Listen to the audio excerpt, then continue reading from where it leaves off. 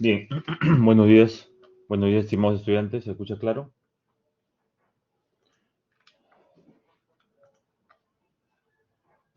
Buenos días, profesor. Sí, sí, se escucha. Buenos días. Muy bien, gracias. A ver, un momentito. Un momentito, por favor.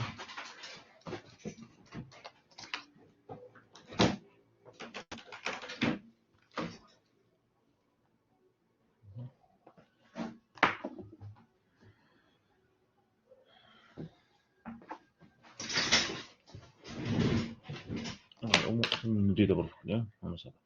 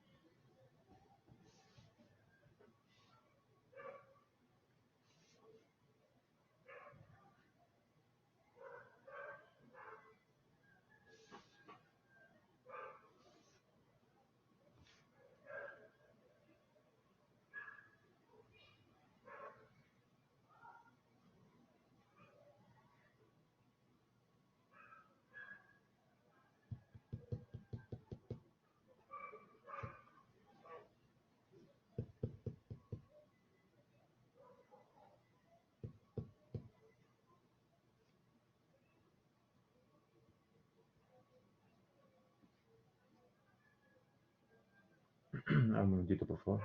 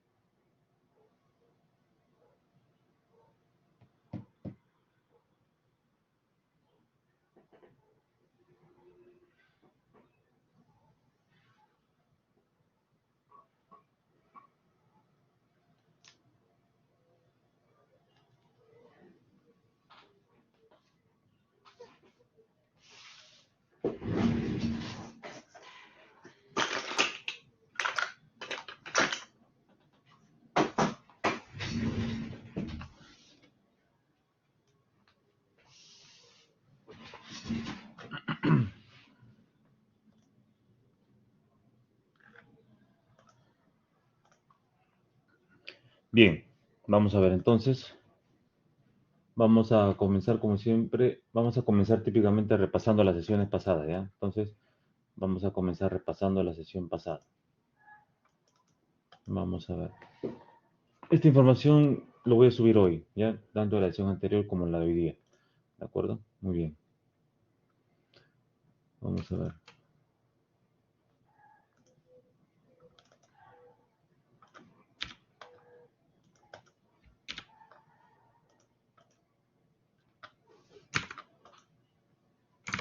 Bien, muy bien. Entonces, en la sesión anterior, ¿no? Hemos comenzado con el capítulo de resistencia al esfuerzo cortante, ¿no es cierto? Donde tenemos que cuantificar la resistencia del suelo, ¿no es cierto? Para poder llevar esta información al diseño, ¿no? Y poder obtener longitudes de cimentación, etcétera. Bien, entonces acá habíamos visto unas imágenes, ¿no? Que forman parte de la introducción, ¿no? Bien, habíamos dicho también ¿no? Algunas causas de esta falla: disminución de la resistencia debido a la reducción del esfuerzo efectivo. Bien. Muy bien, vamos a ver. Entonces, otro fenómeno que sucede es el de licuación de suelo. ¿Qué cosas son los estados de esfuerzo? Los estados de esfuerzo simplemente son las condiciones de carga a la que está sometida un suelo, ¿no? Las condiciones de carga a la que está siendo sometida el suelo, ¿ya? Entonces, las condiciones de carga a la que está siendo sometida el suelo no van a ser las mismas si es el mismo tipo de suelo, lógicamente, ¿no? En este caso, por ejemplo, se está aplicando una carga, ¿no? Producto de una edificación, por ejemplo, y aquí se está realizando una excavación, ¿no? Entonces, acá se está quitando carga, ¿no? Muy bien. Muy bien, muy bien. Entonces habíamos visto acá, ¿no? El valor de la resistencia cortante depende de este esfuerzo normal, etcétera, ¿no? Muy bien, muy bien. Vamos a ver. Acá la parte no sé por qué cuando genero PDF a veces se forma así, ¿no? Pero igual yo he colocado la presentación original, así que si no sale, acá ustedes lo pueden comparar, ¿no? No sé por qué sale así. Bien, ya que estoy acá voy a copiarlo al otro lado.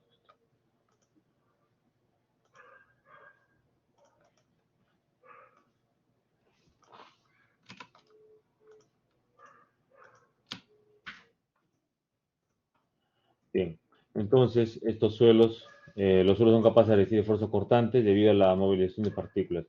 Bien, una forma como habíamos ideado o como habíamos hecho para modelar el suelo es considerar el suelo tiene considerar que el suelo se comporta, considerar el sistema del suelo como si fueran dos imanes, ¿no es cierto? Entonces dos imanes se atraen mutuamente y tienen también, están unidos en una superficie rugosa, ¿no? Entonces, vamos a aplicarle una fuerza cortante actuante, ¿no? En sentido opuesto, aplicaremos una fuerza cortante actuante en sentido opuesto, ¿de acuerdo? Y nos preguntamos cuáles son las fuerzas que se resisten al corte, ¿cierto? Cuáles son las fuerzas que se resisten al corte? Bien, entonces en este caso, las fuerzas que se resisten al corte son la fuerza de atracción magnética, ¿no? Y la rugosidad en la superficie, ¿no?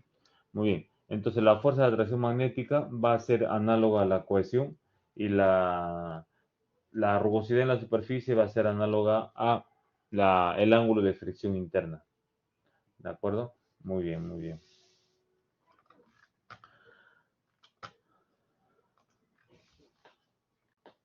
Bueno, acá ustedes lo pueden revisar del otro PDF, ¿no? Hemos hecho anotaciones y por aquí nos habíamos quedado. Ah, ya, por acá, ¿no? Y entonces estábamos explicando el círculo de Moore, ¿no es cierto? Y aquí vamos a continuar para ver cómo teníamos, cómo relacionábamos los estados de esfuerzo principales, ¿no? Con los parámetros de resistencia, ¿no? Bien, entonces presten atención. Habíamos dicho, ¿no? Que vamos a utilizar el criterio de aplicación de carga del ensayo triaxial, ¿cierto? Bien, el criterio de aplicación de carga del ensayo triaxial consiste en dos pasos, básicamente. El primero es la aplicación de un esfuerzo de confinamiento igual en todas las direcciones, ¿de acuerdo? Luego vamos a aplicar un esfuerzo desviador en el sentido vertical hasta que la muestra del suelo falle, ¿cierto? Y a este le llamamos un esfuerzo desviador, ¿de acuerdo? Bien.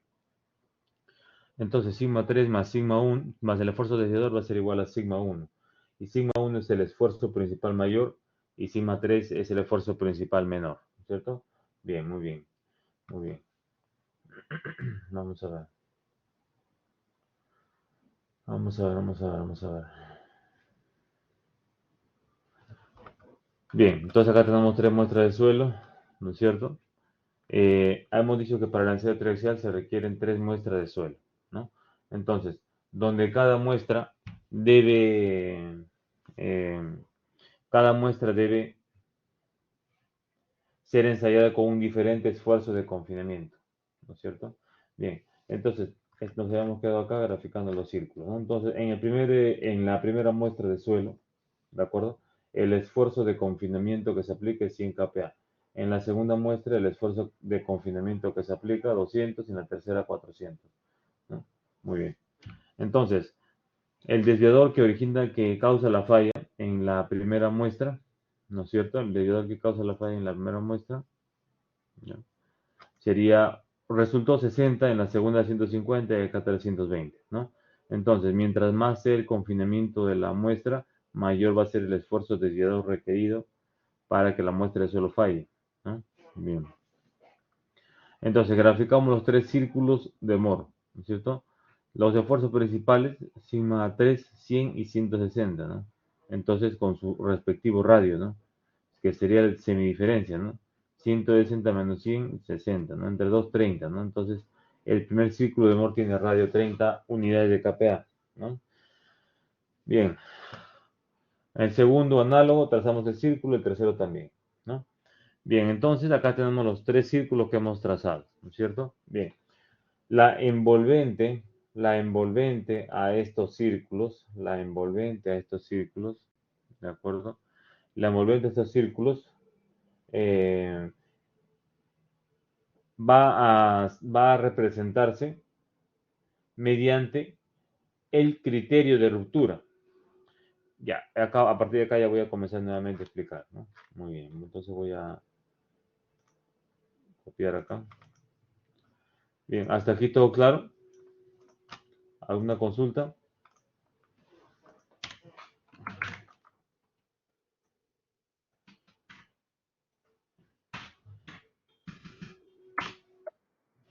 Sí, puede activar su audio.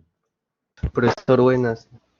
Bueno, Yo vi en los PDFs que, o sea, que había compartido que en eso del círculo de Moore, o sea, la envolvente a veces nacía desde el punto cero y a veces como que más arriba había como una letra C, creo que era la cohesión. Eso no me quedó muy claro, o sea, en qué punto, o sea, cuándo nace desde el cero, o sea, la línea envolvente y cuándo nace desde, o sea, más arribita, cuando hay como una cohesión o algo así. ya, correcto, muy bien. Presten atención. Entonces, este envolvente, como hemos dicho, va a representar un criterio de ruptura y va a intersectar al eje vertical, ¿no? Intersecta el eje vertical y esta intersección va a tener un significado, que va a ser la cohesión, ¿ya? Pero eso lo vamos a hablar dentro de poco, cuando aproximemos a una recta. Entonces, puede el envolvente intersectar en el eje vertical o puede ser cero, ¿de acuerdo? Puede ser cualquiera de los dos. Generalmente en suelos granulares tiende a ser cero, ¿no? Cero. En suelos finos presentan un valor de la cohesión, ¿no? Como hemos dicho acá, estos están relacionados, ¿no? Están relacionados, ¿no? Entonces, hemos dicho también, ¿no? La rugosidad, ¿no? Imagínense que fuera un suelo granular solamente, como la arena de playa, ¿no? No hay atracción magnética entre comillas, ¿no? Entonces la cohesión, ¿cuánto sería? Cero, pues, ¿no? ¿No es cierto? Caso contrario es una arcilla, ¿no? Una arcilla sí hay atracción magnética entre comillas, ¿no? Entonces tiene un valor de cohesión, ¿no? Bien.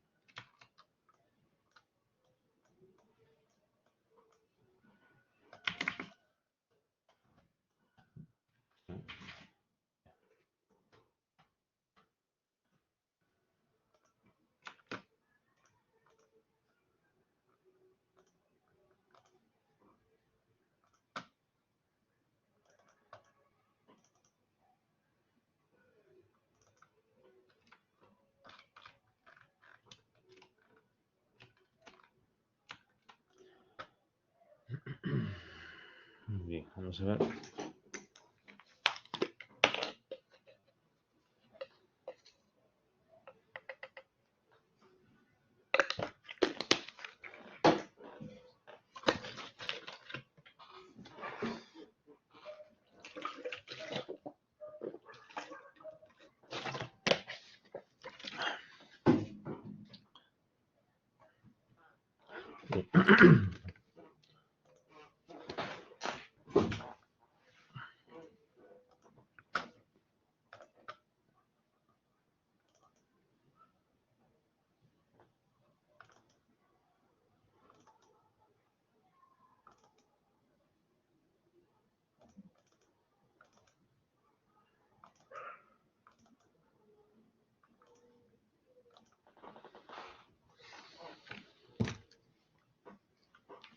Muy bien, muy bien.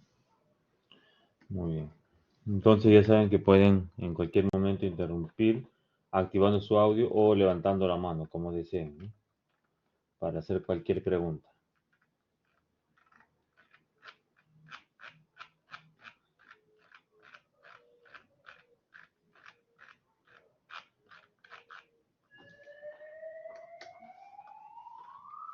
Ya, muy bien. Entonces estábamos diciendo que estos círculos de Moore son círculos de Moore en la condición de falla. Ya, primero tenemos que tener en cuenta, tenemos que tener claro eso, ¿de acuerdo?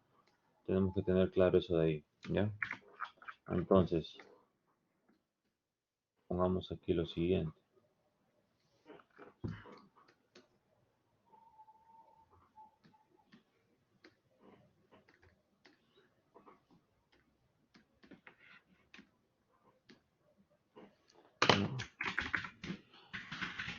Los círculos de Moore se van formando, se van formando conforme se aplica, conforme se incrementa, conforme se incrementa el esfuerzo desviador,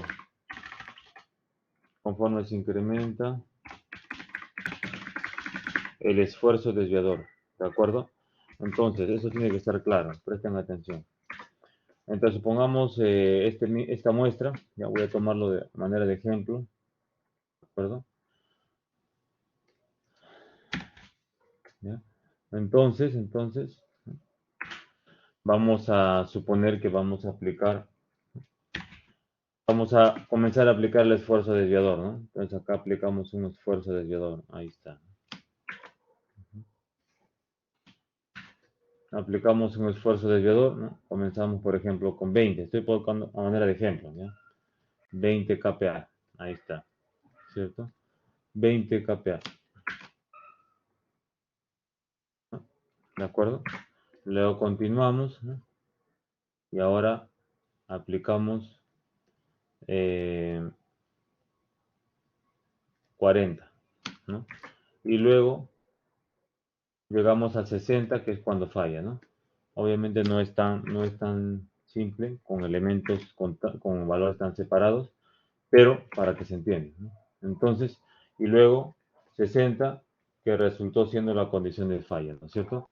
Muy bien, muy bien. Entonces, estos círculos de Moore, ¿no? Estos círculos de Moore que se generan en el proceso, también se pueden graficar, ¿no? Entonces, presten atención. Bien. Entonces, si graficamos este desarrollo de esfuerzo en esa muestra, ¿ya? Si graficamos el desarrollo de esfuerzo de esa muestra de suelo, tendremos,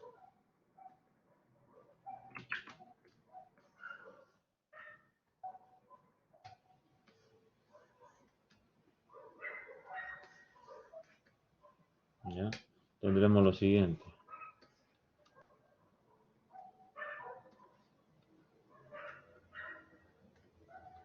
Sigma, tau, ¿de acuerdo? Y comenzamos con el esfuerzo de confinamiento 100. Acá sigma 3, ¿no? ¿Cuánto sería sigma 3 en esta muestra? ¿Cuánto es?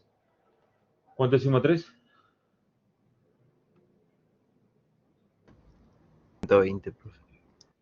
Sigma 3 sería 120. 100, ¿no? 100, ¿no? 100, ¿no? 100, ¿no? 100, ¿correcto? Sigma 1 sí es 120, ¿no? Sigma 1 es la suma, ¿no es cierto? Bien, entonces este es sigma 1 y sigma 3, ¿no?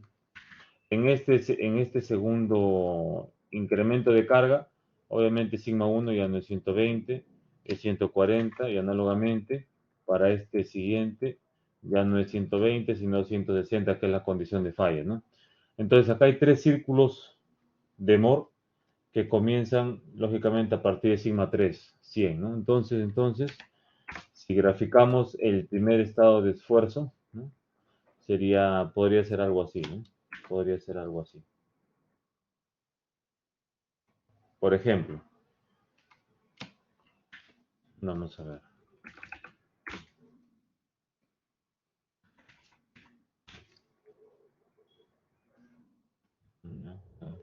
Aquí. Entonces,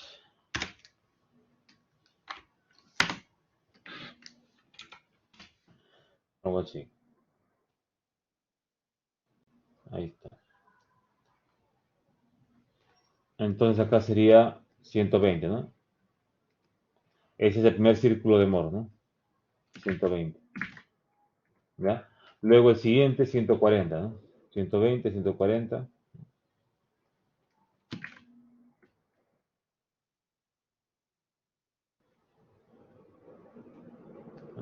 140. Y el siguiente círculo, ¿no? Que es ya en la condición de falla, es 160. Ahí está, ¿de acuerdo?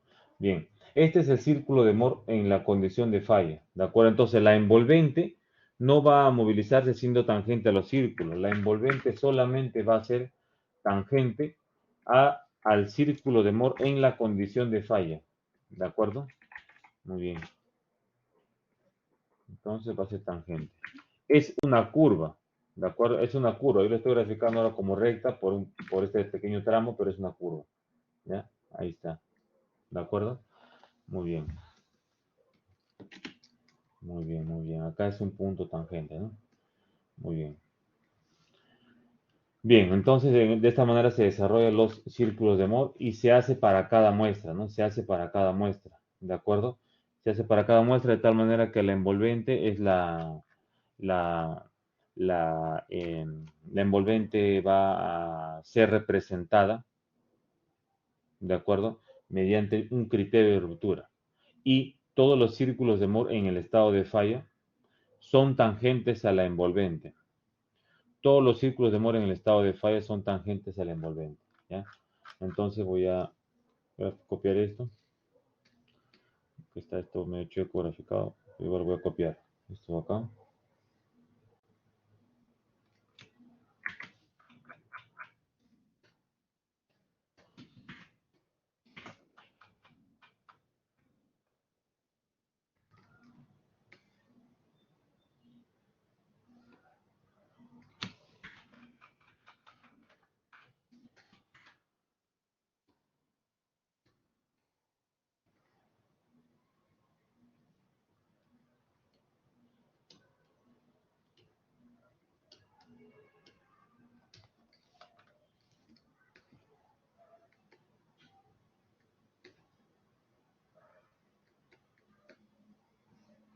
¿Ya?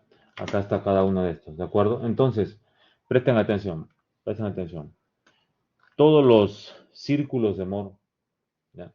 Eso voy a anotarlo acá. Todos los círculos de Moore en el estado de falla son tangentes. Acá lo voy a copiar. Son tangentes al envolvente, ¿no? Entonces,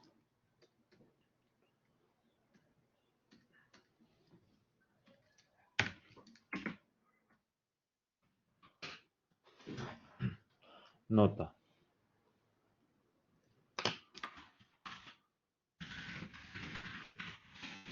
Todos los círculos de Moore en el estado de falla son tangentes al envolvente, ¿de acuerdo? Es decir, por ejemplo, si se ensayara otra muestra de suelo, ¿no? Si se ensayara otra muestra de suelo con otro esfuerzo de confinamiento, por ejemplo,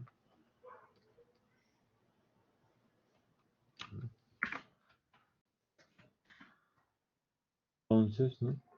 Si se ensayara otro suelo con otro esfuerzo de confinamiento, voy a tomar esta muestra para ejemplificar. ¿Eh? Entonces, supongamos que vamos a ensayar otra muestra de suelo, ¿de acuerdo? Pero esta vez no le vamos a poner confinamiento 200, ¿ya?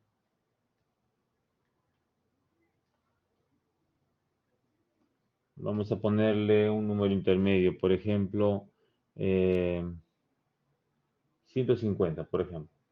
150. Entonces, acá el esfuerzo de confinamiento es 150 kPa, 150, 150 y 150, ¿no es cierto?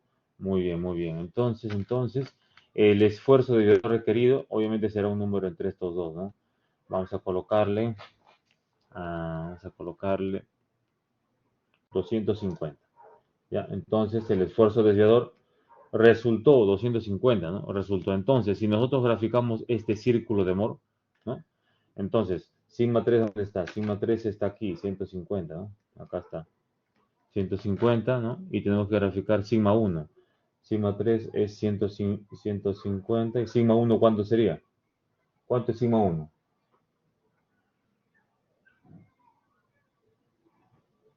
¿Cuánto es sigma 1? 350, profesor. Sigma 1 sería 150, 150. ya, 400. Sí, 400, ¿no? Muy bien. Sí, 150 es 400, ¿no? Muy bien, correcto, 400. Entonces, 150 y 400 estaría acá, ¿no? 150 y 400, ¿no? ¿Cuánto es sigma 3 de esto? Ah, justo coincide con esto, ¿no? Ya, entonces estaría acá, pues, ¿no? 400. ¿No? Entonces, el círculo de Moore que trazaríamos, ¿cuánto es el desviador en el segundo caso? 150, ¿no? Ah, perdón, el desviador en el segundo caso es 150, ¿no? Acá tendría que ser menor que 150, pues. Acá tendría que ser menor. Menor que 150. Vamos a colocarle 110. Así es. 110. Ahí sería incongruente, ¿no? 110. Ujú. Entonces, ahora sería el sigma 1, 150 más 110, sería 260, ¿no? Correcto, así es. Muy bien, Felipe. Muy bien, Yamile. Correcto, Valeria. 260. Muy bien. Entonces, 150 y 260. 150 y 260. 150 y 260 está por acá, ¿no? Por acá. Entonces, el círculo de Moore que trazaríamos con 150 y 260 resultaría tangente a la envolvente. ¿De acuerdo? Entonces sería algo así, ¿no? No es un círculo exactamente, ¿no? Pero para fines prácticos que se vea que es tangente, ¿no?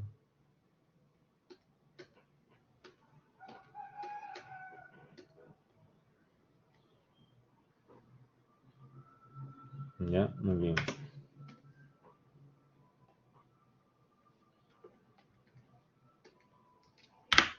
Muy bien. Ahí está, ¿no? Entonces es tangente. Acá es tangente, ¿no?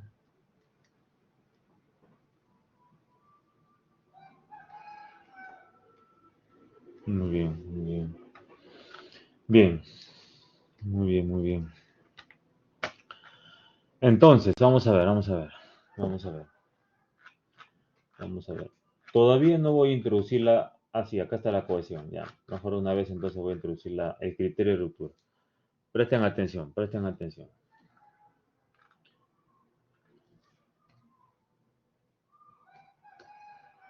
Mira, la envolvente, que es una curva, se puede aproximar a una recta, ¿de acuerdo? Y este es el criterio de ruptura de Moore-Coulomb, ¿ya? Entonces, ¿qué es el criterio de ruptura de Moore-Coulomb? Entonces, esto lo voy a colocar así.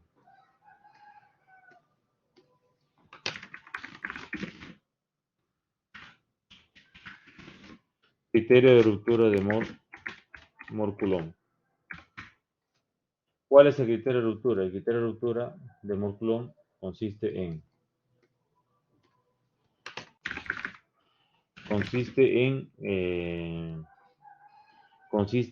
modelar la envolvente de la falla, con una recta, ¿no? Entonces vamos a modelarlo con una recta, ¿no? Entonces, tenemos inicialmente, ¿no?, que se tiene estos círculos, ¿no es cierto? Pero, como estamos viendo, la envolvente es una curva, ¿no es cierto? La envolvente es una curva, como estamos viendo, ¿no? Esta envolvente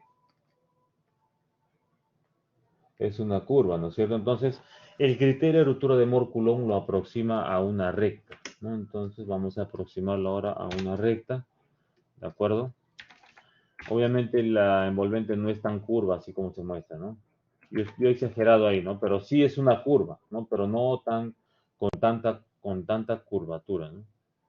Con tanto radio de curvatura, con tanta curvatura. Entonces, se aproxima a una recta, ¿no? La aproximamos a una recta,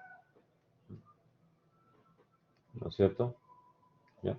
Entonces, la aproximamos a una recta, ¿de acuerdo? Y este es el criterio de ruptura de Mohr-Coulomb, ¿ya? Entonces, ¿qué vamos a obtener de esta recta? Primero, la intersección con el eje vertical, ¿no? Esta intersección con el eje vertical tendrá un significado. Va a ser la cohesión, ¿de acuerdo? Esa fuerza magnética en los suelos, entre comillas, que le hemos llamado, ¿no? Entonces, esto va a ser la cohesión denotado con la letra C, ¿de acuerdo? Donde C es la cohesión, ¿de acuerdo? ¿Ya? ¿Correcto? Y la inclinación, ¿no? La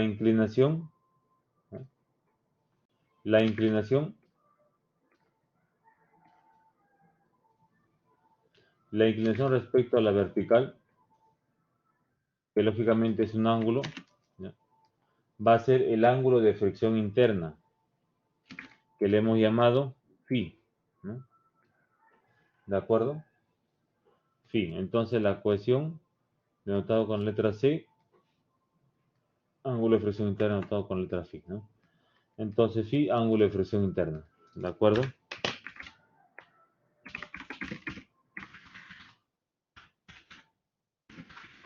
¿Ya? Entonces, de manera combinada, la cohesión y la fricción van a representar la resistencia del suelo, ¿no? Y esta resistencia del suelo está representada por esta recta, ¿no?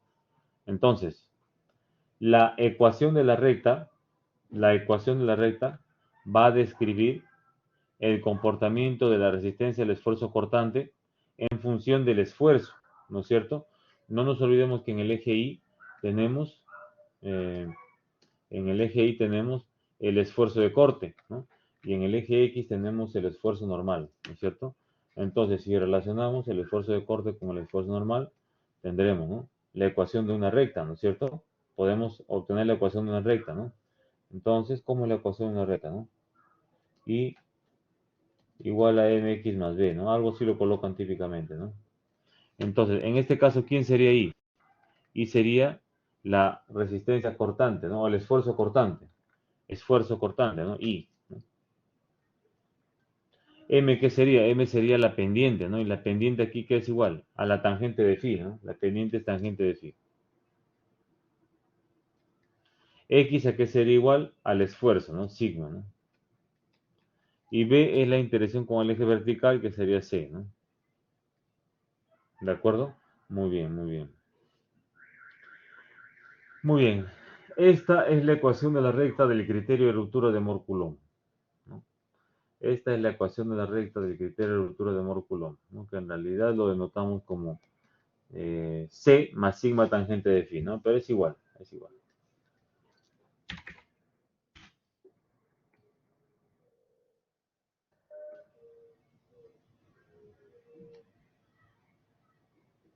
¿No?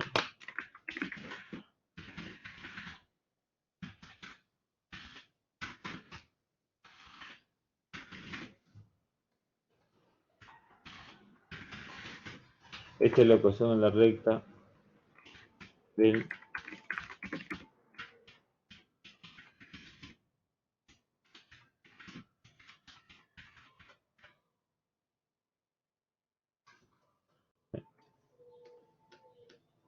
Esta es la ecuación de la recta del criterio de ruptura de Mohr-Coulomb, ¿de acuerdo? Muy bien, muy bien, muy bien. Vamos a ver, vamos a ver. Bien. Veamos lo siguiente. ¿Hasta aquí todo claro? ¿Todo claro? Sí, ¿puedes para tomarle foto, por favor?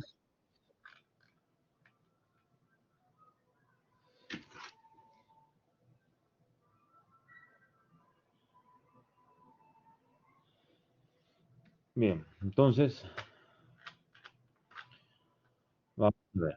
Sí, ahí levantó la mano. Puede activar su audio. Hola, profe, ¿qué tal? Buenos días. Quería saber en qué momento se define que se encuentra en estado de falla. Allá. Correcto, es una buena pregunta. Es una buena pregunta. ¿Cómo definimos cuando una muestra ha fallado? Supongo que se refiere en el ensayo de laboratorio, ¿no? Porque ahí se realiza, ¿no? Entonces, ¿cómo se determina cuando una muestra de suelo ha fallado? ¿Ya? ¿Cómo se determina cuando una muestra de suelo ha fallado? Presten atención. No vamos a profundizar en el ensayo, ¿ya? No vamos a profundizar en el ensayo triaxial, ¿de acuerdo? Mira, acá en este mismo ejemplo, ¿no? En este mismo, para este mismo incremento de carga, ¿no? Aquí.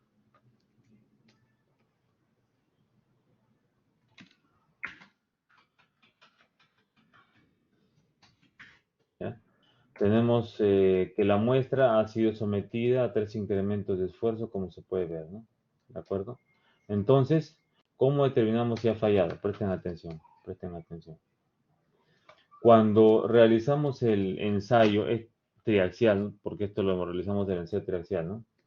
Determinamos la siguiente gráfica por muestra, perdón, por esfuerzo de confinamiento, ¿no? Por muestra, ¿no? Acá es la misma muestra, no olvidemos que es la misma muestra, ¿no?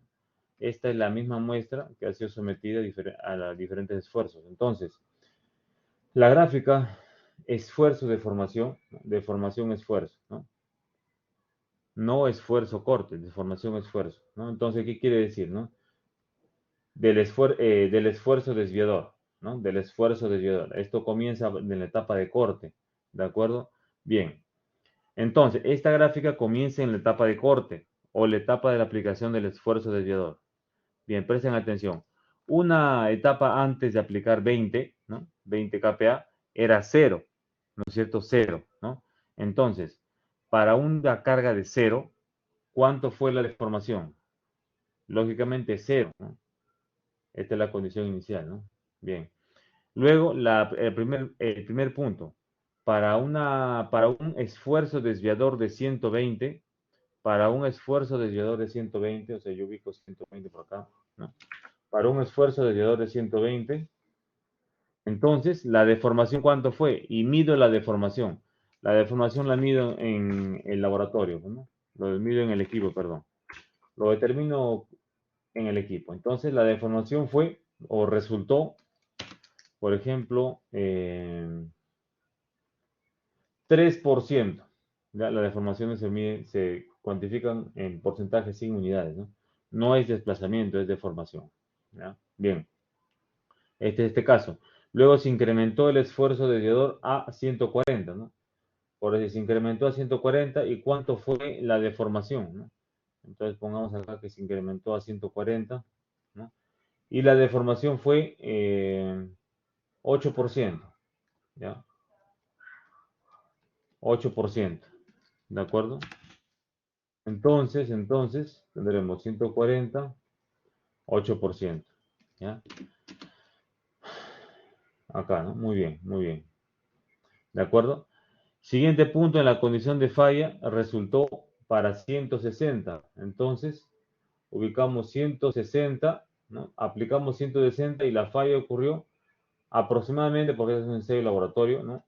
Para 12.5% de deformación. ¿De acuerdo? ¿Ya? Ahí está.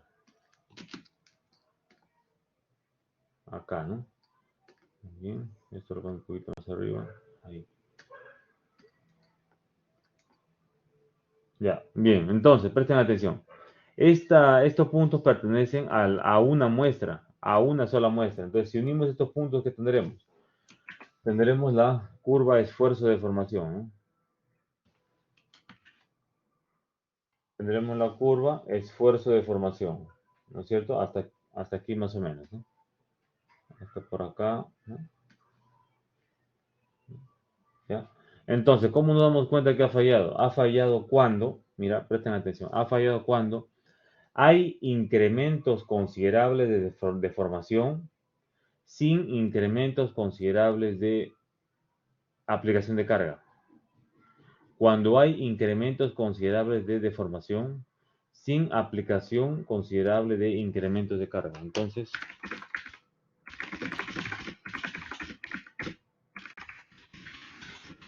cuando hay incrementos, grandes incrementos, ¿no? Grandes incrementos de deformación, ¿de acuerdo? Con pequeños o nulos incrementos de carga, ¿de acuerdo? Presten atención. Mira. Aquí, acá, ¿no? Particularmente aquí tenemos lo siguiente, ¿no? Mira, particularmente acá. Para esta longitud, entre comillas, de deformación, mira, para esta longitud de deformación, hasta aquí, le corresponde un determinado esfuerzo, ¿no? Un determinado incremento de esfuerzo, ¿no? Para este incremento de deformación le corresponde un determinado incremento de esfuerzo, ¿cierto? Ahora, más acá, más a la derecha, perdón, más a la derecha, para el mismo incremento de deformación, ojo, para el mismo incremento de deformación, mira, para este mismo incremento de deformación, ¿no? Voy a requerir, para este mismo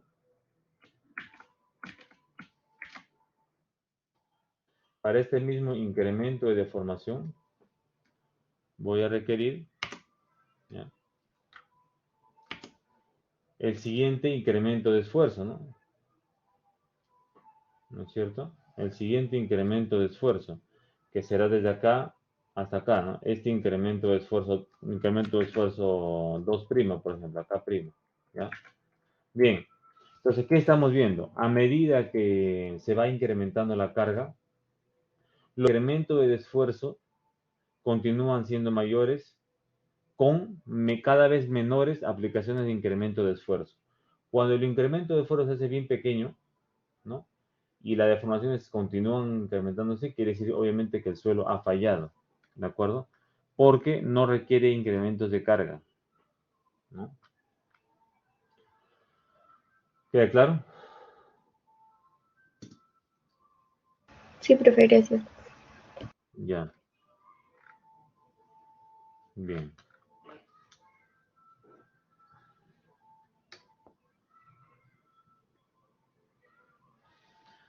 Muy bien, muy bien. Vamos a ver entonces un plano, perdón, vamos a ver con análisis de esfuerzo, ¿no?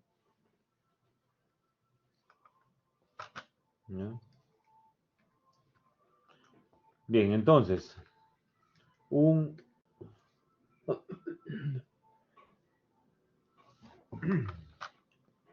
elemento de suelo, en este caso, va a poder ser representado mediante el círculo de Mohr, ¿de acuerdo?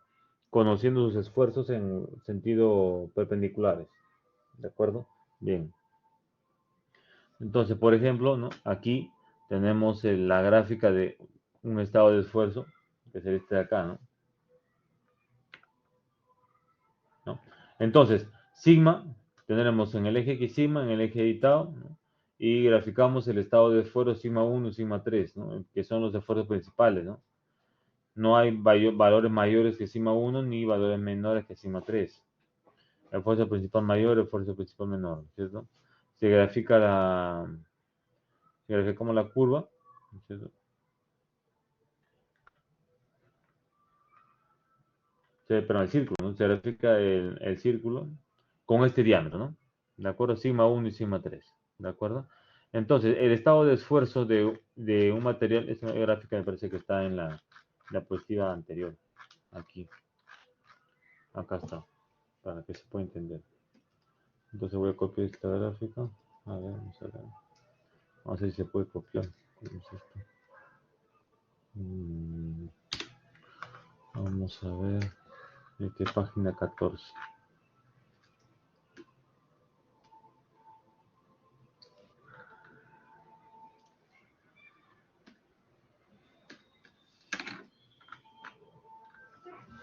Acá está.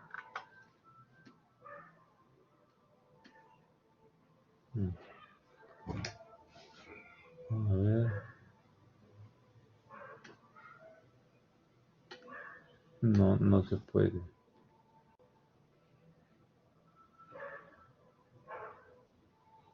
Ajá. Ya. Vamos a ver.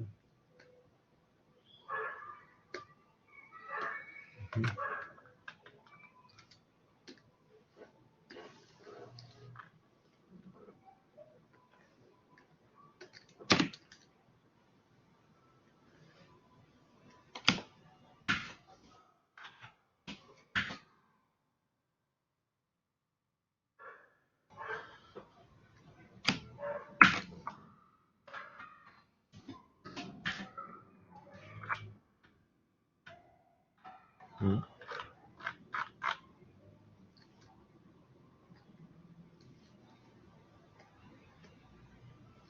A ver, un minutito. Termino de copiar esto. Vamos a ver.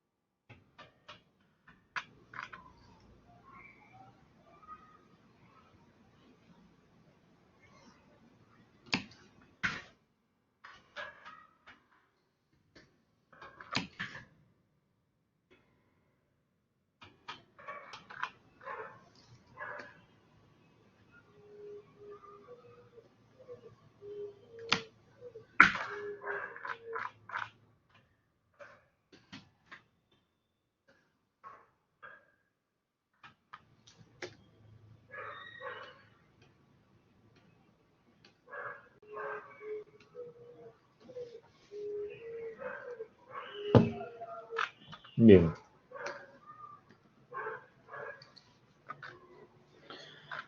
Bien, entonces, presten atención.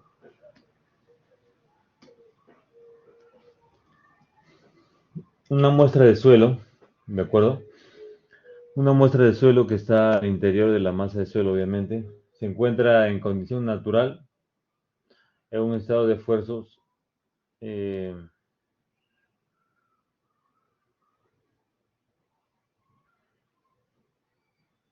en un estado de esfuerzos X y Y, ¿no es cierto? Entonces, este suelo, esta porción de suelo que se encuentra siendo sometida a carga vertical, sigma Y, horizontal sigma X, puede ser representada mediante este estado de esfuerzo, ¿cierto? Sigma X, sigma Y es el esfuerzo en el sentido horizontal, el esfuerzo en el sentido vertical, los esfuerzos de corte X, Y, ¿no?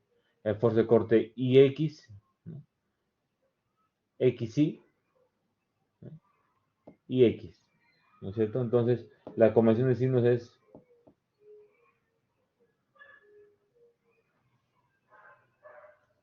la compresión va a ser positiva, ¿no es cierto? Y el sentido antihorario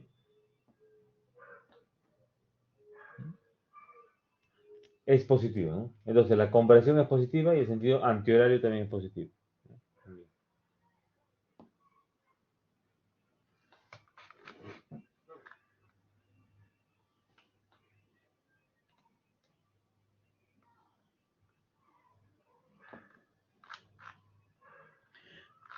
¿No? Entonces, miren, sigma Y, sigma X, tau IX, tau XY, tau XY, tau IX, ¿de acuerdo? Entonces, tau XY es menos tau IX, ¿cierto? Es con signo contrario, ¿no?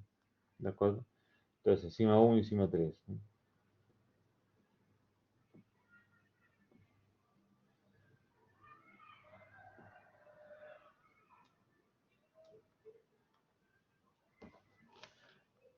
Sigma X, sigma Y, conversión positivo, tau anterior positivo.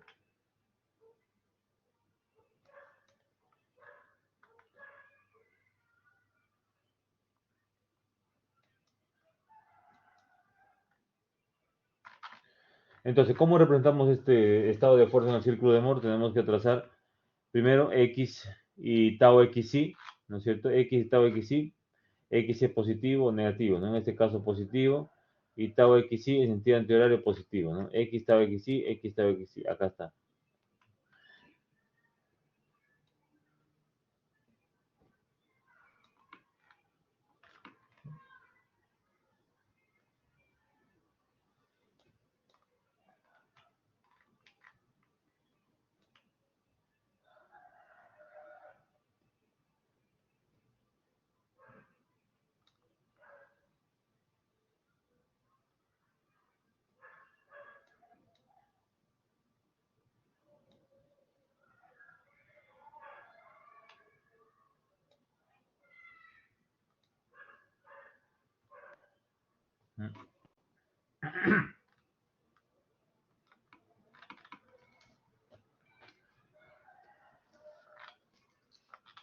Miren, tau xy, perdón, sigma x, ¿no? Acá está, en sentido positivo, tau xy en sentido antihorario positivo, ¿no? Tau xy en sentido antihorario positivo, acá está, ¿no? Entonces este positivo positivo. Luego trazamos tau ix, que es en sentido antihorario negativo, ¿no? Tau ix sentido negativo, ¿no? Y sigma i se encontrará en el eje horizontal, ¿no? Y es positivo, ¿no es cierto? Entonces estos dos puntos lo juntamos y tenemos el diámetro del círculo de Moore. Y ahí podemos trazar el círculo, obviamente. Bien, para conocer el estado de esfuerzo de un plano que no es, o de un plano cualquiera, simplemente trazamos el mismo ángulo, ¿no? Dos veces el ángulo. En este caso el ángulo alfa que forma con el eje horizontal, ¿no? Entonces para conocer las inclinaciones trazamos, ¿no? 2 alfa. ¿De acuerdo? Y a partir del centro trazamos una recta, ¿no? Entonces este sería este sería el estado de esfuerzo en el plano inclinado, un ángulo alfa, ¿no?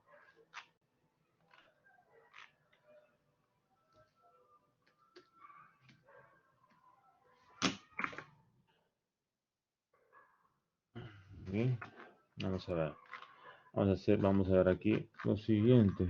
Vamos a ver. Entonces, para que quede claro esta parte, ¿no? Vamos a ver. Supongamos lo siguiente, miren. Vamos a ver. Supongamos que vamos a trabajar con la misma muestra de 100 kPa de esfuerzo de confinamiento, ¿ya?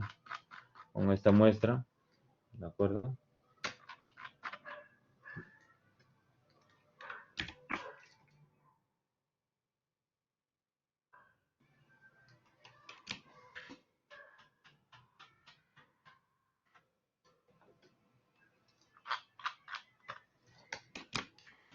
¿Ya? Entonces lo voy a partir en dos esta muestra, ¿ya? Por el plano de falla, ¿no? Entonces, tendremos lo siguiente, ¿no? La parte inferior, ¿no?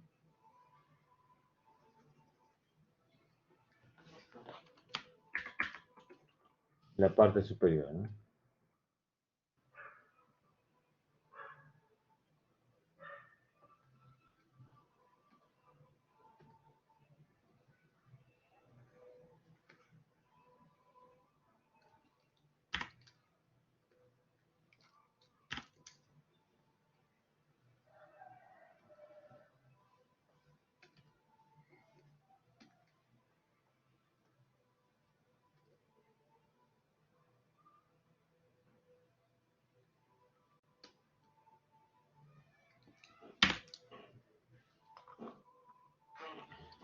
Bien, entonces, si cortamos la muestra, ¿no?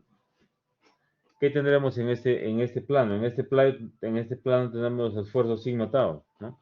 Pero como esta muestra es la condición de falla, ¿no? La muestra es en la condición de falla, entonces tendremos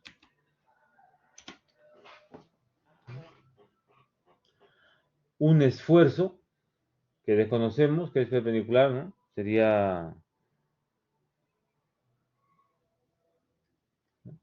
Sería esfuerzo, ¿no? De acuerdo a esfuerzo normal, en la condición de falla, ¿no? Para este esfuerzo de confinamiento. Y luego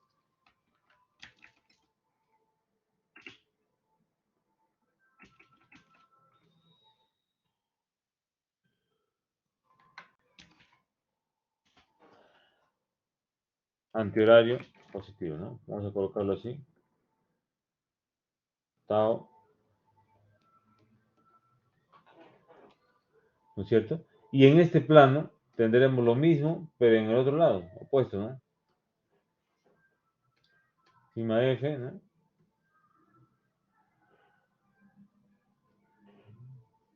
En este caso, mira, ¿no? Positivo, ¿no? Acá sería en sentido contrario, acá, ¿no? Tau y X. Perdón, tau X sí. No, perdón, tau X sí, no, sería tau en la condición de falla, ¿no? En la falla. En la condición de falla. Falla sería. ¿Ya? ¿De acuerdo? Entonces, estos son el estado de esfuerzo que presenta la muestra en el plano de falla. ¿Ya? Sigma F, tau F. Sigma F, tau F. ¿Cómo se determina? Ahora lo vamos a ver.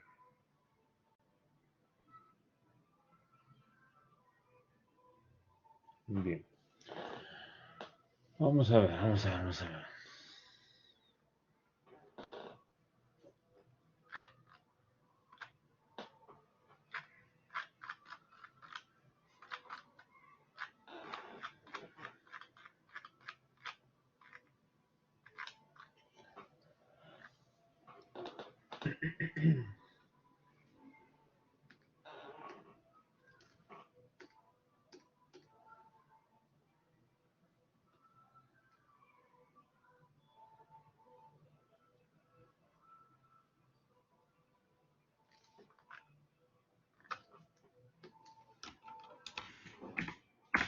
Entonces, vamos a graficar dónde está este sigma tau, en el círculo de Moore, ¿no es cierto?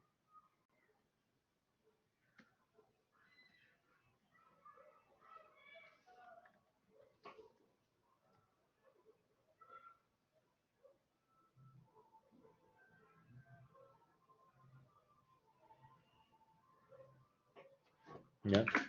Acá pondremos lo siguiente. Graficamos el círculo de Moore correspondiente a ese estado de esfuerzo, ¿de acuerdo? Y el valor de sigma tau, vamos a ver, vamos a ver,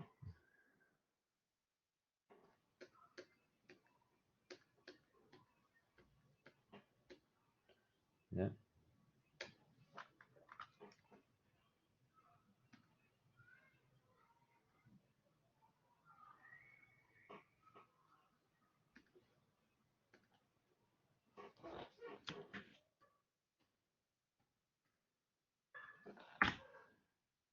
Bien, entonces, este valor, ¿no? ¿Cuánto es en esta muestra de suelo? ¿Cuánto es sigma 3? Sigma 3 es 100, sigma 1 160, ¿no? 100 y 160, ¿cierto? Entonces acá sería 100.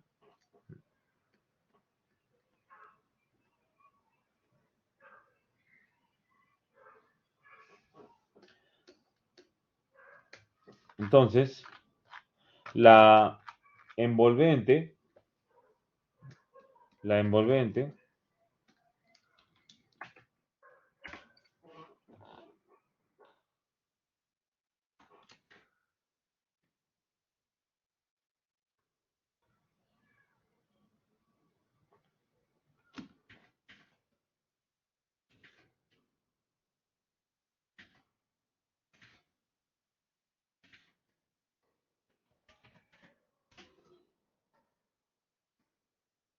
¿ya?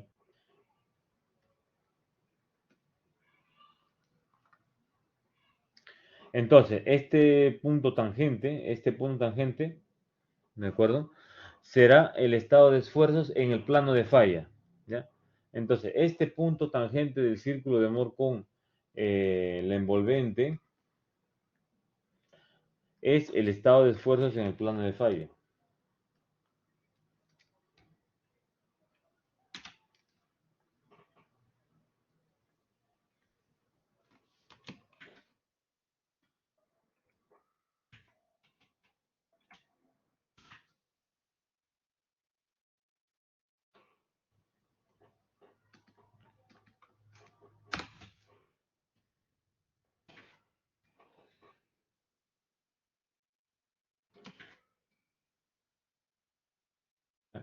Entonces, este valor del eje horizontal será el esfuerzo de corte en el plano de falla, pues, ¿no? Este valor será el esfuerzo de corte en el plano de falla y este valor perdón, el esfuerzo normal. El esfuerzo normal en el plano de falla y este será el esfuerzo de corte en el plano de falla. ¿De acuerdo? Bien.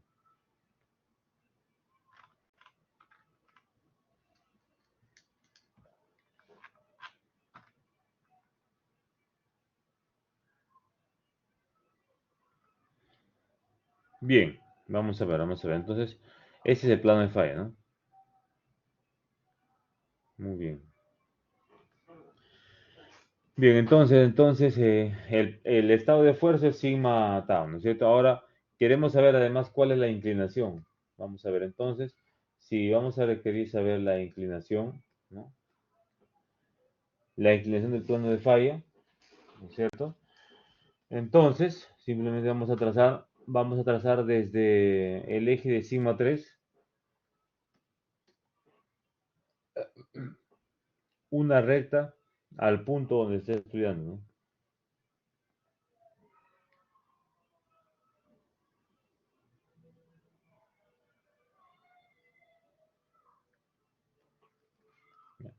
Entonces, trazando desde sigma 3 un ángulo, ¿no? Beta, por ejemplo. Entonces, este beta es la inclinación del plano de falla, ¿no? ¿De acuerdo? Beta sería la inclinación del plano de falla, ¿ya? ¿Correcto?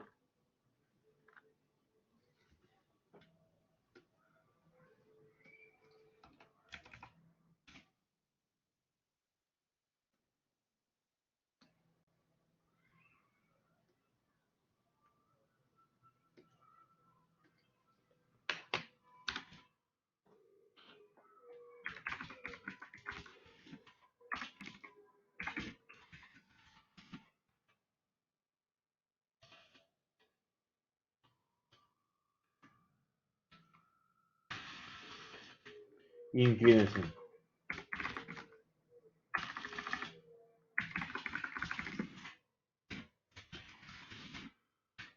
Inclinación del plano de falla, ¿de acuerdo? Vamos a colocarle alfa, ¿ya? Alfa.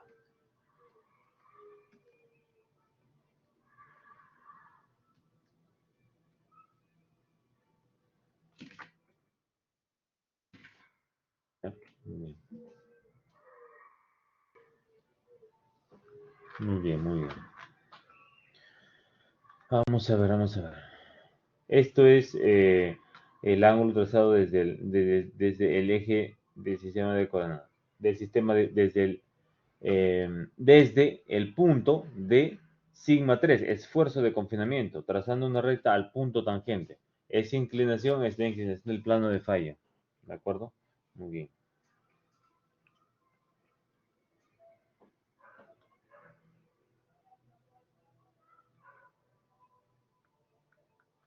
¿No? Entonces, para determinar el estado de esfuerzo de un plano diferente, de acuerdo, un plano inclinado, ¿no?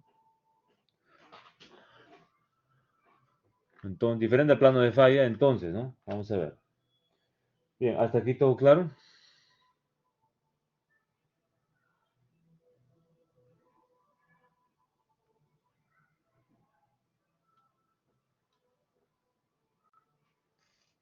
Bien.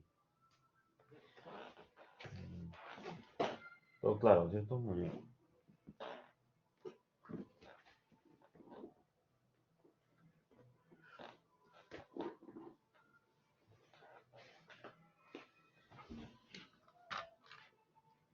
Bien, ahora si se va a determinar em, el estado de esfuerzo de otro plano diferente al plano de falla, entonces, miren, presten atención. Presten atención. Vamos a ver, vamos a ver.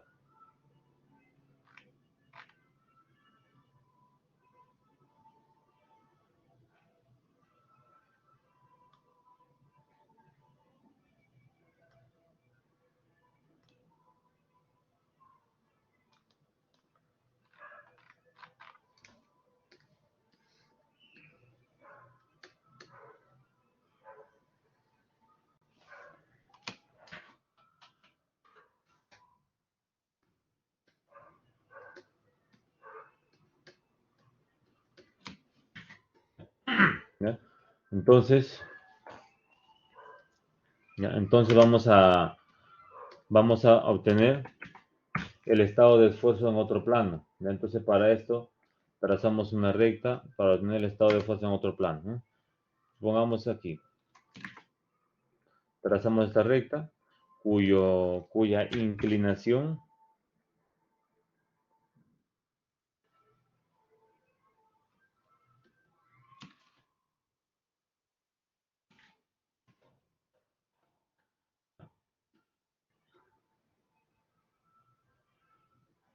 Entonces, ¿cuál es el estado de esfuerzo en ese plano? ¿No?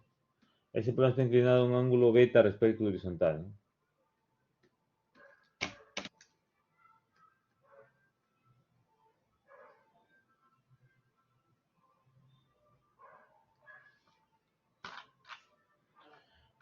Entonces, para determinar el estado de esfuerzo, ¿no? Simplemente lo que tenemos que hacer es trazar desde el esfuerzo principal mayor, ¿de acuerdo? Del esfuerzo principal mayor, una recta que intersecta, una recta con inclinación, el mismo ángulo, beta, ¿de acuerdo? Entonces, desde el eje de esfuerzo principal mayor, trazamos una recta.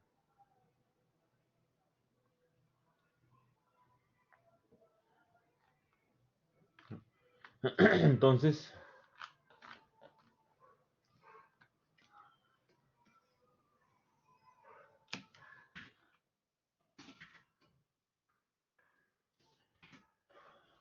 a partir de sigma 3,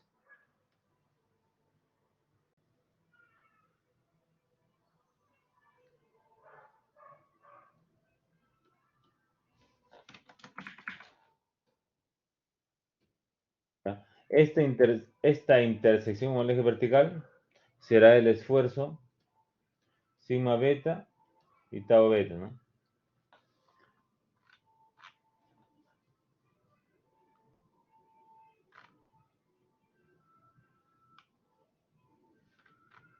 Ya, muy bien.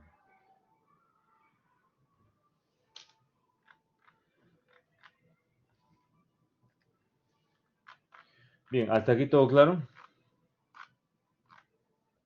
Sí, Profesor, ¿sería del mayor o del menor para trazar el ¿cómo ángulo? dice? Ah, menor, del menor, este es el menor, el esfuerzo principal Ay, menor. ay, ya, Ajá, profe, gracias. correcto, así es. Bien, muy bien. Sí, puede activar su audio. Profe, ese beta le había dicho que es el ángulo de inclinación del plano de falla. No, el alfa es el ángulo de inclinación del plano El de falla, alfa, alfa. el alfa. ¿Y el beta qué era? Beta es el ángulo de inclinación de un plano cualquiera. Ah, ok, Un plano ok. cualquiera donde se desea encontrar. Entonces, presten atención. Esta muestra de suelo, ¿no? Ahora vamos a encontrar los esfuerzos en el plano beta, ¿no? ¿Dónde estarán esos esfuerzos? Lógicamente en el plano beta. Entonces voy a borrar esta parte, ¿no? ¿Ya? Y en ese plano, en ese plano, en ese plano actuará un esfuerzo normal, que por lo que estamos viendo es positivo, ¿no? Y también actuará un esfuerzo de corte, que por lo que estamos viendo acá también es positivo, por lo tanto antihorario, ¿no? Entonces este es el sigma beta y este es ese tau beta, ¿de acuerdo? ¿Queda claro? Muy bien, muy bien. ¿Podría subir para tomar el screenshot, profe? Ya, gracias. Muy bien. Muy bien, muy bien. Vamos a ver, vamos a ver. Vamos a ver. Vamos ahora al criterio de ruptura, ¿ya? Vamos al criterio de ruptura de Mohr-Coulomb. Este método del polo lo vamos a ver con unos ejercicios, ¿ya?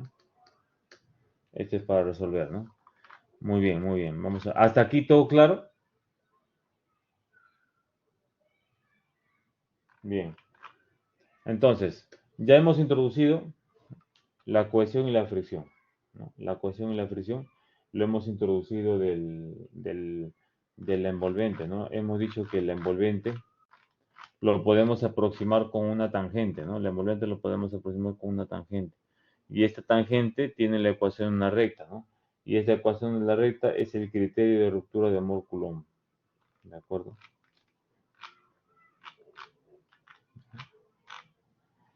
Entonces, el criterio de ruptura de Mohr-Coulomb simula a una recta, ¿no? Bien, vamos a ver. La resistencia de la fuerza cortante es igual a la cohesión, tau, perdón, C más sigma, que es el esfuerzo normal, tangente de phi. ¿De acuerdo?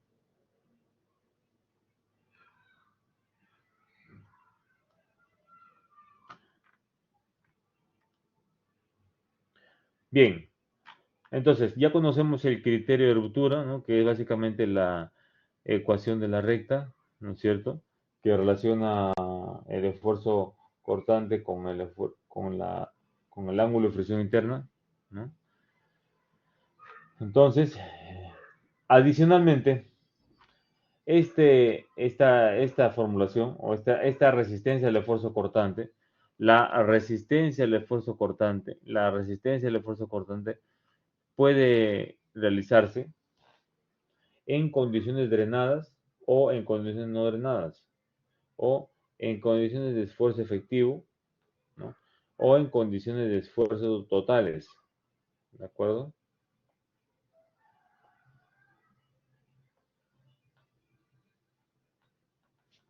¿Ya?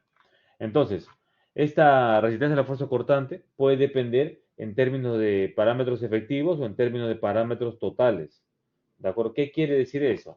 Bien, nosotros ya sabemos, ¿no? Que el esfuerzo total, ya sabemos que el esfuerzo total, eso ya lo conocemos, ¿no?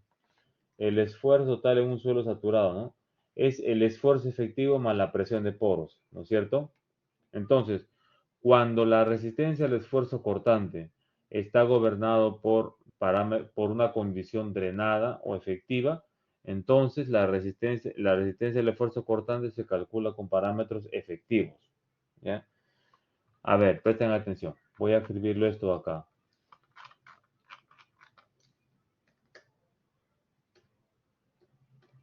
¿Ya? Entonces,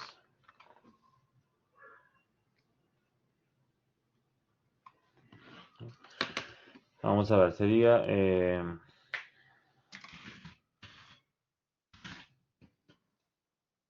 cuando la resistencia de un suelo en campo, cuando la resistencia de un suelo en campo eh, estará en condiciones drenadas, entonces la resistencia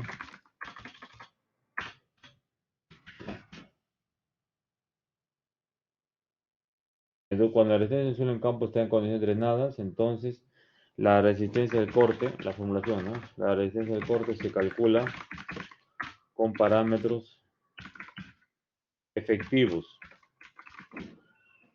¿Ya? La resistencia se calcula con parámetros efectivos. Caso contrario, como cuando el suelo no está en condiciones drenadas o no se encuentra en condiciones drenadas,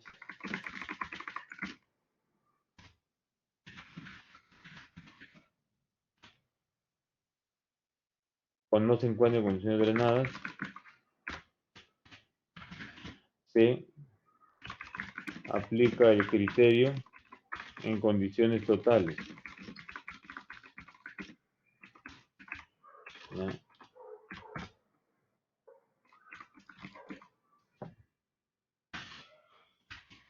¿De acuerdo? Muy bien. Por ejemplo, un suelo arenoso donde se vaya a construir una edificación, ¿no? Un suelo arenoso donde se vaya a construir una edificación, ¿ya? Un suelo arenoso donde se vaya a construir una edificación. Vamos a ver. Y con nivel freático alto. ¿Ya? ¿Ya?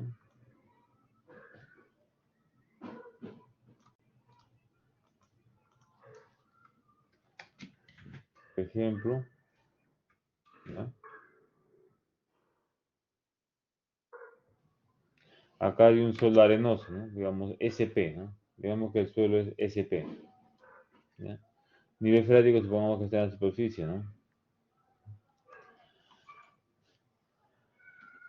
Nivel freático puede estar a diferente profundidad, ¿no? Vamos a colocarlo en la superficie, ¿ya? Muy bien.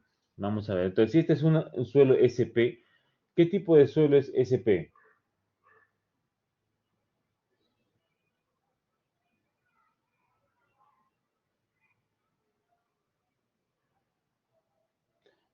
SP es una arena uniforme, ¿no? Una arena homogénea, eso ustedes ya saben, ¿no? SP es una arena uniforme o una arena homogénea, ¿no? Muy bien. Entonces,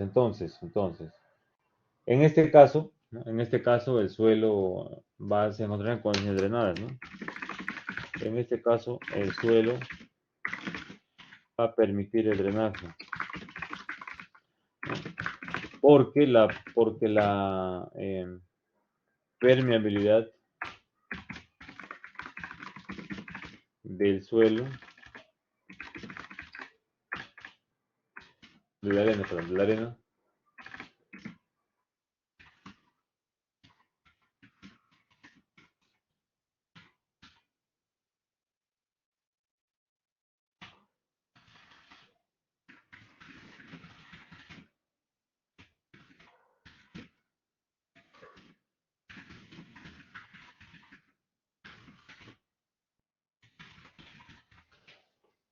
entonces, en este caso, por ejemplo, para ensayar el material tenemos que realizar ensayos que nos permitan parámetros en condiciones drenadas, ¿de acuerdo? Pero si no fijamos esto, ¿no? Y terminamos la ruta, y no fijamos esto de acá, no nos fijamos el tipo de suelo y solamente verificamos la aplicación de carga, ¿no? Si esto fuera, por ejemplo, un suelo arcilloso, ¿no? Una arcilla de alta plasticidad, por ejemplo, en este caso se van a generar presiones de poro. Por lo tanto, ¿no? En este caso sí se van a generar presiones de poro, ¿ya? En este caso sí se van a generar presiones de poro porque el agua no drena rápidamente, ¿de acuerdo? No drena rápidamente, el agua no drena rápidamente, ¿ya? Entonces, en ese segundo caso, la resistencia va a estar gobernada por parámetros totales. La resistencia al corte estará gobernada por parámetros totales, ¿de acuerdo? Porque la presión de poros está participando, ¿no? ¿Correcto? ¿Ya? Muy bien.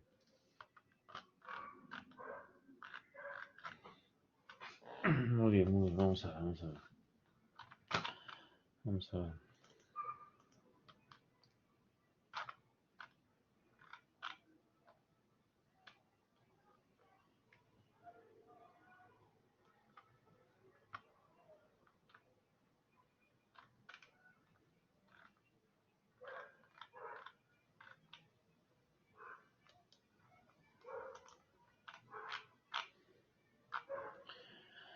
Bien, muy bien, vamos a ver. Bien, entonces tenemos acá el esfuerzo total, como ya sabemos, ¿no es cierto? El esfuerzo total, el esfuerzo efectivo más presión de poros, ¿no? La resistencia del esfuerzo cortante en términos efectivos, vamos a utilizar esta fórmula cuando el suelo permite el drenaje, ¿de acuerdo? Muy bien, muy bien. Vamos a ver, entonces, ¿por qué se dice que el suelo permite el drenaje, no? A ver, no es que impida el drenaje, ¿no? Y luego lo permite, ¿no? Sino es que el drenaje va a ocurrir naturalmente, ¿no? ¿De acuerdo? Porque la permeabilidad es alta, ¿no? ¿Correcto? Muy bien.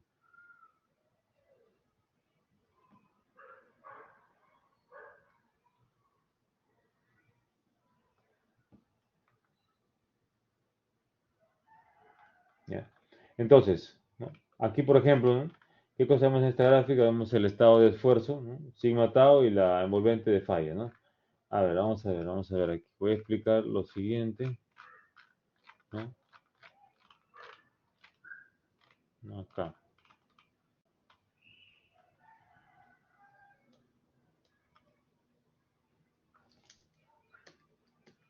Ahora, pero, ¿qué significa, ¿no? Condiciones drenadas, no drenadas, fallas totales o efectivas, ¿no? Para que quede clara esa parte, ¿no? Entonces, ¿qué significa?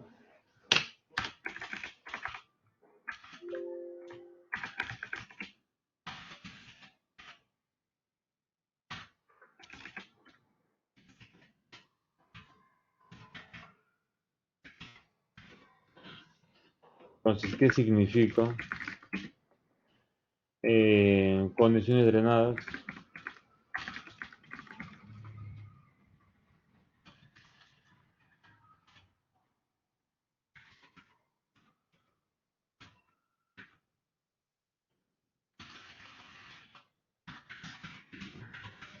drenadas,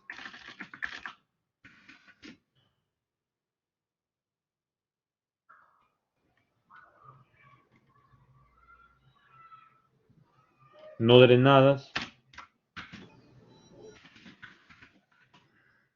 totales o efectivas, ¿no? ¿De acuerdo? Bien. Esto va a depender de la etapa de aplicación de carga, ¿no? Como ya sabemos, la etapa de aplicación de carga del ensayo triaxial se realiza en dos fases, ¿no? Dos etapas, ¿no es cierto? La primera etapa, perdón, la primera etapa es la aplicación del esfuerzo de confinamiento y la segunda etapa es la aplicación del esfuerzo de corte o el esfuerzo desviador. Bien. Entonces, en suelos, tenemos lo siguiente, ¿no? La verificación, ¿no es cierto?, de la condición de drenaje o no drenaje, ¿no? Va a depender del tipo de suelo, ¿no? Entonces, en ambas etapas de aplicación de carga, presenta el ensayo triaxial una válvula, ¿de acuerdo? En ambas etapas de aplicación de carga, presenta el ensayo triaxial una válvula, ¿correcto? Entonces, esta válvula va a permanecer abierta, ¿no? Y va a permitir en algunos casos que la muestra del suelo continúe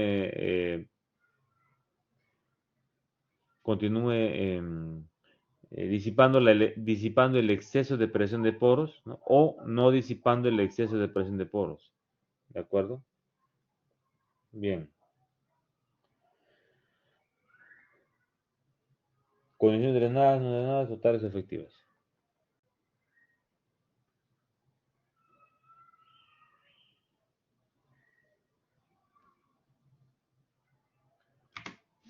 Bien.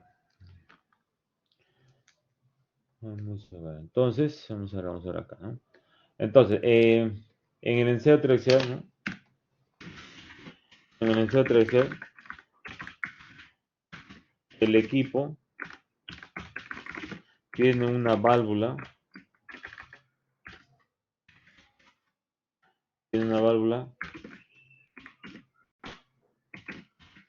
que permite cerrar el drenaje, ¿de acuerdo? ¿Qué se consigue con eso, no? Se consigue que se incremente la presión de poros y que el suelo falle en condiciones totales y no falle en condiciones efectivas, ¿no? Entonces, si el equipo tiene una válvula que permite cerrar el drenaje, ¿no? Tiene una válvula que permite cerrar el drenaje, entonces se va a cerrar la válvula, ¿no? Se cierra la válvula, ¿ya? Para que el suelo falle en condiciones no drenadas, ¿no? Acá. Entonces acá. Significa esto que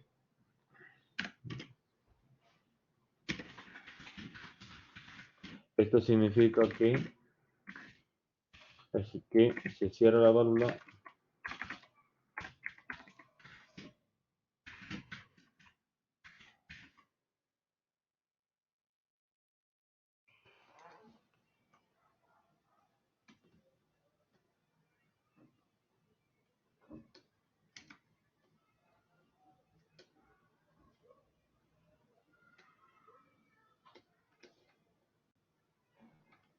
ya. Entonces, eso significa que se cierra la válvula, ¿cierto? Se cierra la válvula, ¿de acuerdo? Se cierra la válvula. ¿Y qué pasa cuando se cierra la válvula? Continúa la aplicación de carga, ¿no? Entonces aquí continúa la aplicación de carga.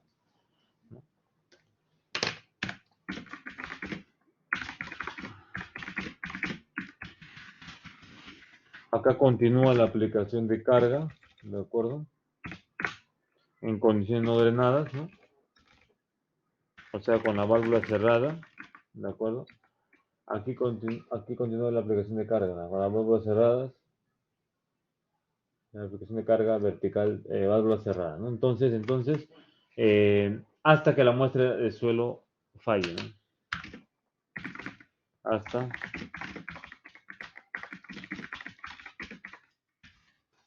Hasta que la muestra del suelo falle. ¿no es cierto? Muy bien. Muy bien, muy bien. Vamos a ver. Entonces, y esta muestra de suelo falló en laboratorio conforme lo de acuerdo a lo que fallaría en campo, ¿no? Entonces, esta falla ha ocurrido, ¿ya? Esta falla ha ocurrido, ¿ya? Entonces, ahí continúa la aplicación de carga, válvula cerrada hasta que la muestra de suelo falle. Muy bien. Falle, ¿ya? Muestra de suelo falla en el laboratorio, ¿no? En laboratorio, ¿no? En laboratorio, ¿no? Entonces, esto sería análogo.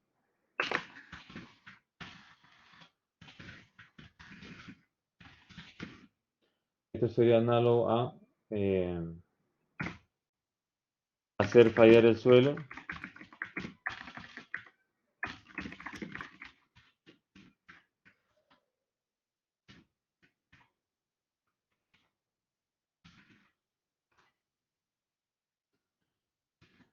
¿Ya?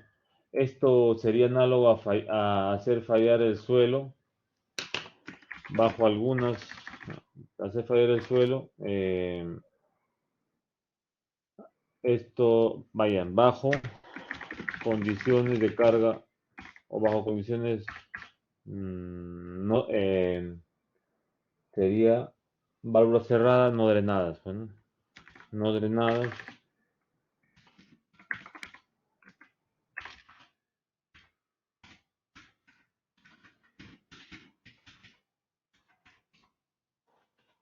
¿Ya?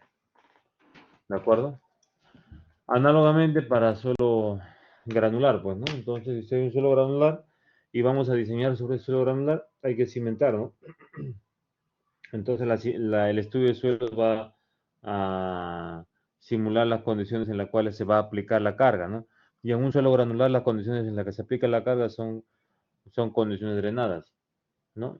La forma en la que se disipa la carga mediante condiciones drenadas, ¿no? Bien. ¿Todo claro hasta acá, entonces?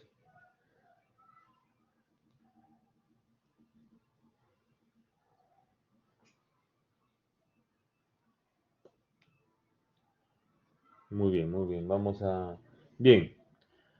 Vamos a quedar acá, jovencitos, vamos a quedarnos aquí. ¿De acuerdo? ¿Una pregunta adicional antes de finalizar?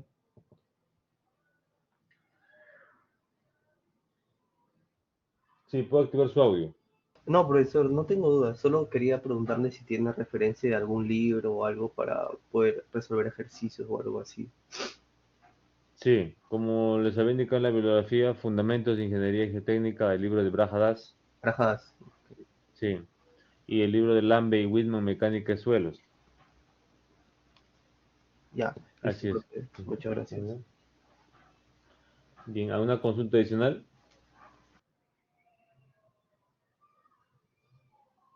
Bien, voy a subir hoy las clases. Bien, jovencito, dicho eso, entonces finalizamos acá. Nos encontramos la siguiente semana. ¿Ya? Muchas Ok, gracias profe, por hasta su tiempo. luego, gracias. Hasta luego, hasta el próximo buen fin de semana. Buena semana para todos.